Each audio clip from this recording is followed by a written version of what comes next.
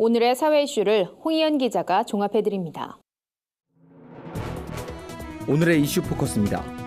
문재인 대통령이 정부의 경제 정책에 대해 필요한 경우 보완 조치를 함께 강구해야 한다고 말했습니다. 문 대통령은 17일 확대 경제장관 회의 자리에서 최저임금 인상과 노동시간 단축 같은 새로운 경제 정책은 우리 사회의 수용성과 국민의 공감 속에서 추진해야 한다며 이같이 밝혔습니다. 문 대통령은 정부 정책의 긍정적 효과도 분명 있지만 부작용도 있을 수 있다며 이에 대해선 정부가 문제 해결에 나서야 한다고 말했습니다. 끝으로 내년엔 우리 정부의 경제 성과를 국민에게 보여드릴 수 있어야 한다고 강조했습니다.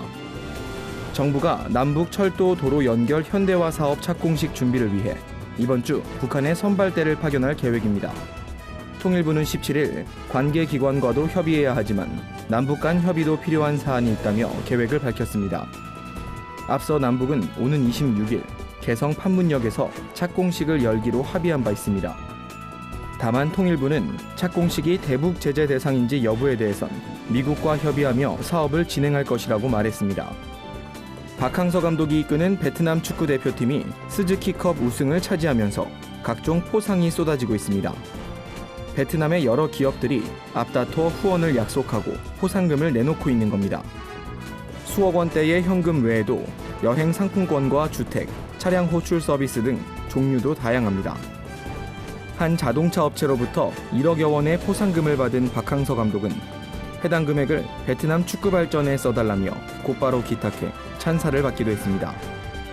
올해 국민 한 사람당 문화활동에 지출한 비용은 평균 28만 7,354원으로 나타났습니다.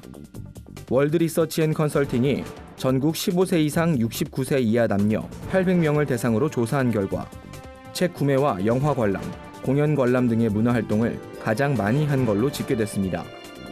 지출 규모는 지난해와 비슷하거나 적다고 답한 사람이 많았고 매년 예상 지출을 묻는 질문엔 올해보다 늘리거나 비슷하게 유지하겠다는 의견이 많았습니다.